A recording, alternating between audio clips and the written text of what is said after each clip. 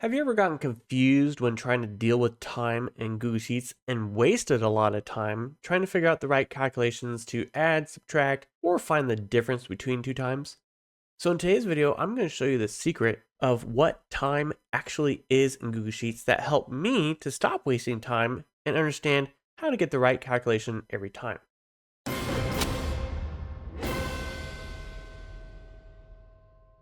Here is the key point. Dates and times are actually numbers in Google Sheets, and it's just the formatting that displays it as a date or time. Each day is equal to the number 1, and time then is a decimal of that number. So for example, 1 hour is 1 divided by 24. And so noon is half a day, and so that would be 0.5. So let's jump right in and let me show you how this number formatting works. So we have this date here, 12/30/1899. And that may seem like an arbitrary date, and it kind of is. It's the one that Google decided would be ground zero in Google Sheets for dates. And so if I change this date time format here, come up here to number formats and change it to number, you'll see now it's just 0. Then I can select both of these. So this is 0 currently. These are both 0. If I come up here to number formats and select date, we now can see that they're both 12/30/1899. And so this may help you understand now when you have unexpectedly seen a number instead of a date in Google Sheets, why that is. And so all you have to do is change the formatting back to a date. So let's go ahead and continue on. So we have 12/31/1899, so 1 day later. And if we change it into a number, it turns into 1. And that's because it's 1 day above our baseline. And so that is 1. And so then today would simply be the number of days between December 30th, 1899 and today. All right, so let's look at time here. So I already explained time is expressed as a decimal of a day. And so the easiest way to look at this is start with 12 hours. So 12 hours is half a day, right? And so as might be expected, it'd be 0.5. Now, if we go to an hour, it gets a little more confusing, but it's the same principle. And so each hour would be 1/24th or around 0.04167. So this would be 6666667.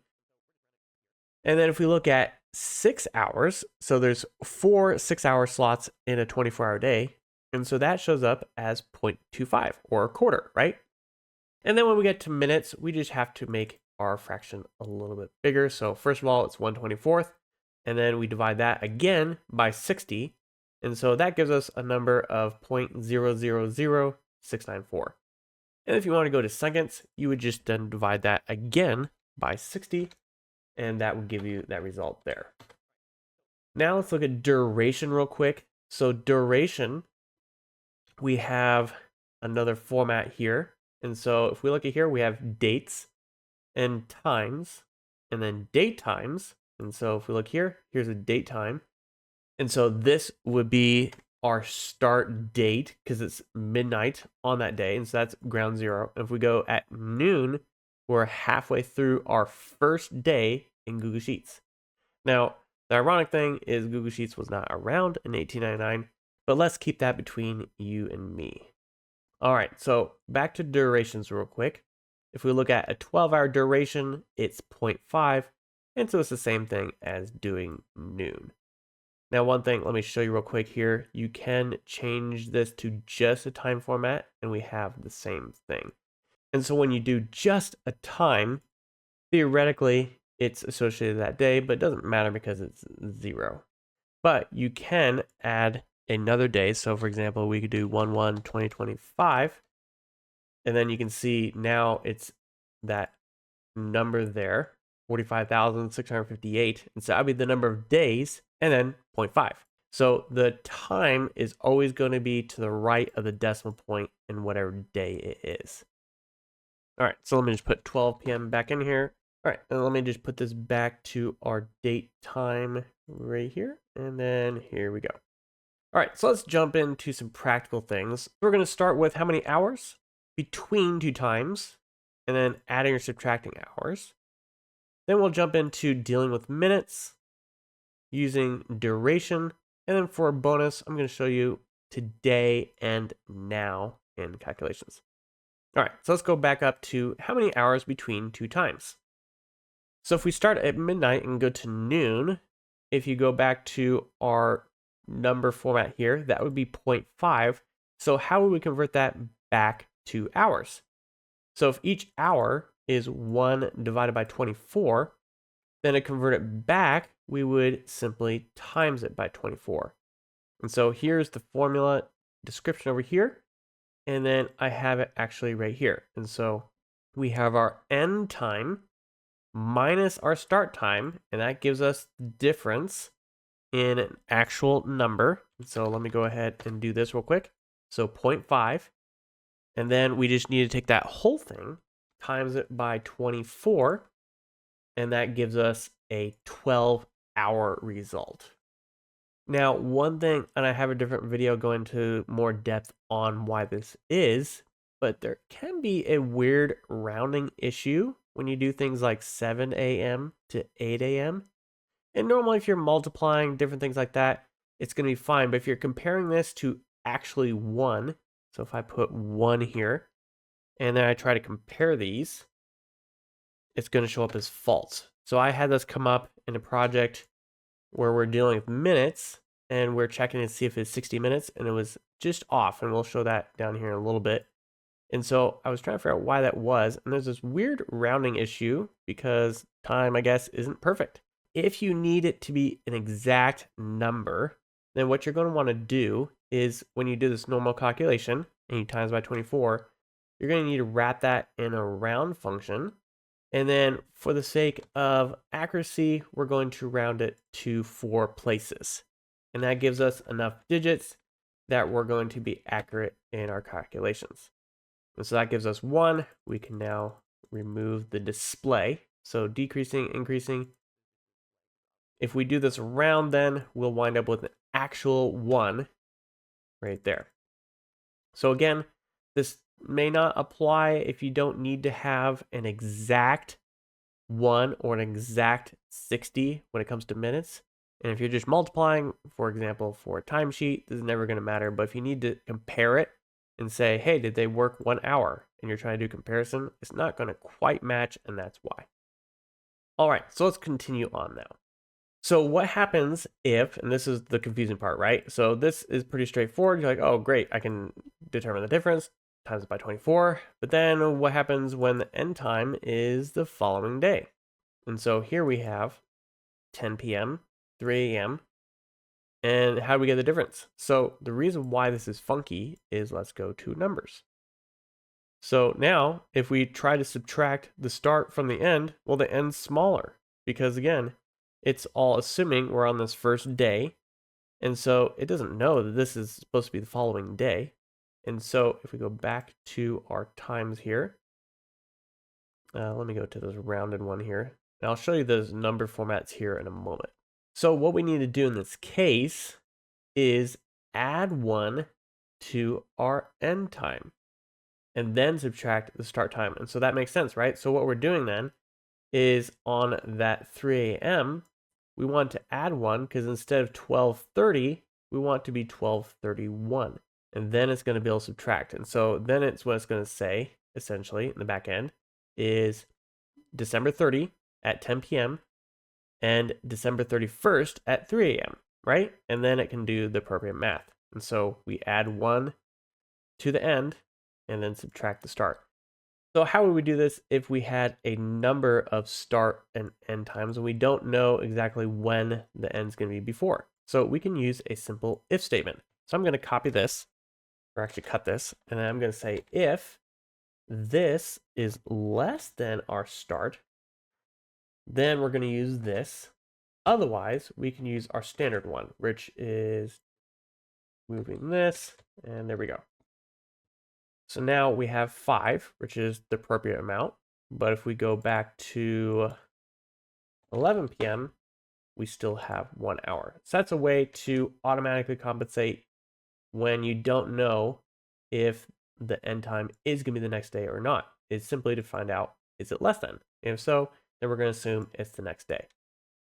And so now that we've covered that, it should make sense that when you actually have it as a date time, in other words, the date is part of the number, then you don't have to do that. You can just do your normal calculation there. And so if we turn this into a number, you'll see why. So this one is a day later, 59 instead of 58. So we can just subtract and figure that out. All right, next, let's look at how to add or subtract hours. And so here's what we look like. We have our start time, and then we have our add hours as a whole number. So if we just added this to it, we'd actually be adding 6 days, not 6 hours. And so if we go back up here to our calculation, an hour is 1 divided by 24. And so if we come down here, we need to divide our hours by 24, and that gives us our actual number. So 0.25. We showed that up there.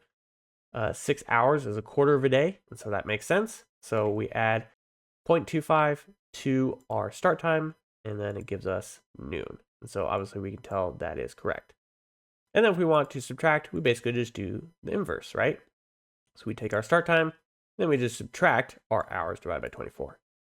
So pretty straightforward, and at this point it's probably starting to make sense. And so let's just continue on to minutes. And so minutes, now we're just doing divided by 24, and then again, divided by 60. And so if you're doing seconds, you just do divided by 60 again. And so let's look at the actual formula. So we have 6 a.m. adding 15 minutes. And so here is our formula. So start time. So we have our minutes divided by 24, and that gives us, that would be an hour calculation, but we need to divide by 60 again to get our minutes. And so there's the actual number that we're adding to our start time. And when we format as time, you can see that that shows up as 6:15. So if we change this to 30, it'll be 6:30, 45, and so forth. All right, and so to find the number of minutes between two times, we have 6 a.m. and 6:15.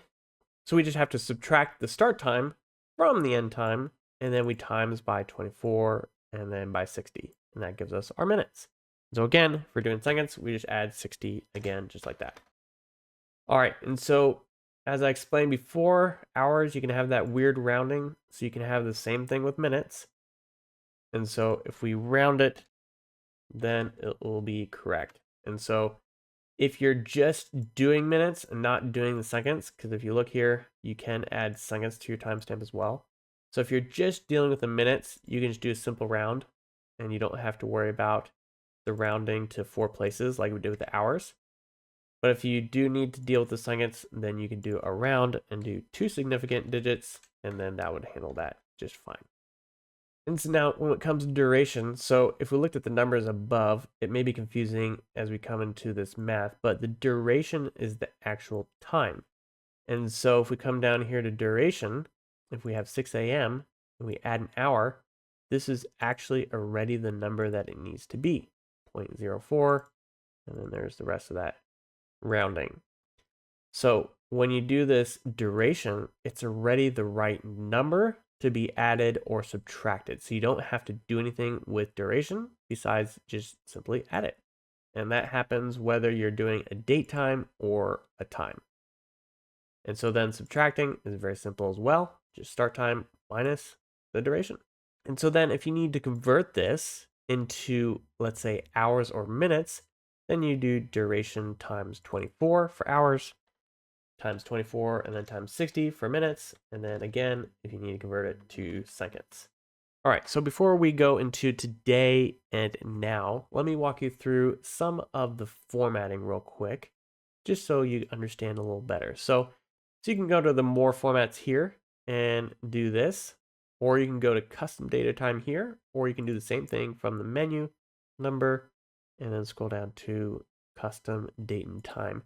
And this is where we can see a little more detail. So first of all, there's different formats you can pick from that are defaults, or you can go here and build your own. So we can delete all these, check this, and then you can see all the different selections you can make.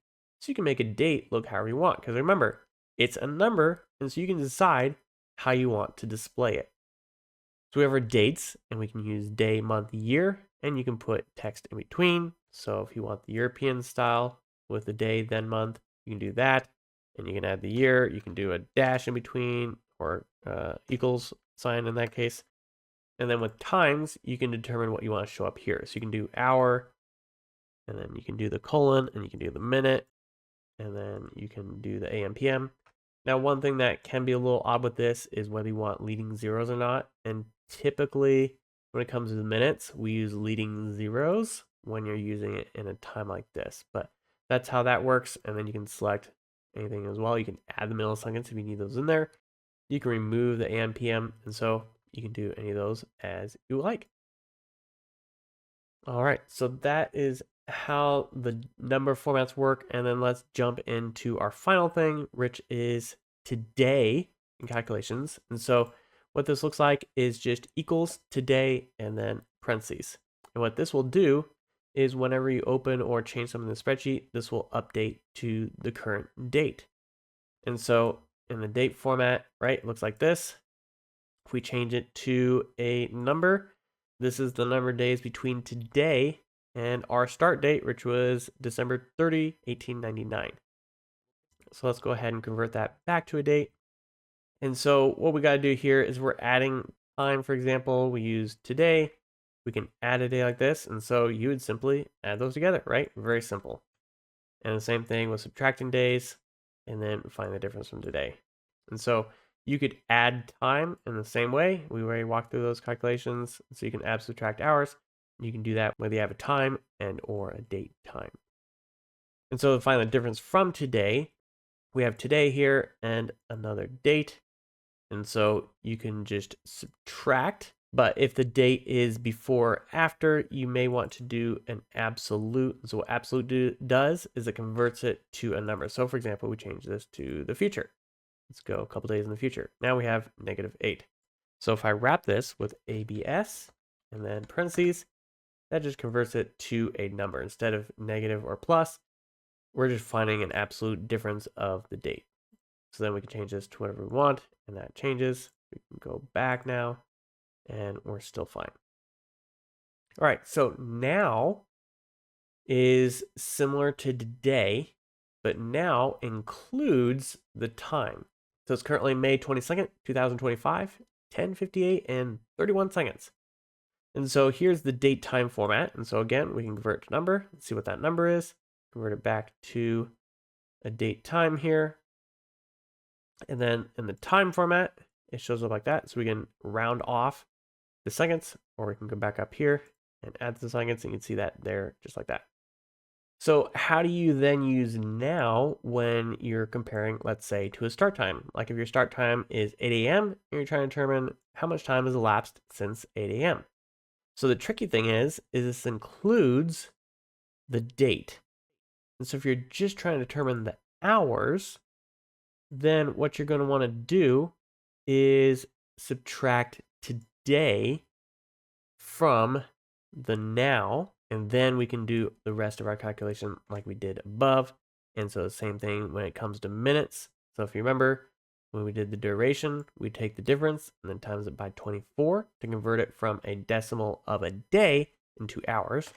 And then for minutes, times 24 times 60. So what we're doing is we're removing the days from this to convert it into just a time.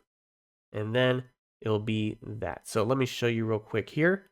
So if we do this minus today, and you can see it's still the same time, but it has that December 30, 1899. And so if I convert it back into a time, you can see that time looks identical, but these are not the same. And so if I do this, let me convert this into a number. So there we have the day. And then if we highlight that one, now we just have the time. So that's how you can strip out the day out of that if you need to in order to calculate hours and or minutes. And again, you could add another times 60 to calculate seconds. All right, so that is it for today's video on dealing with time in Google Sheets. So make sure to check out the other videos on our channel for more tutorials about both Google Sheets and AppScript. And as always, have a great day.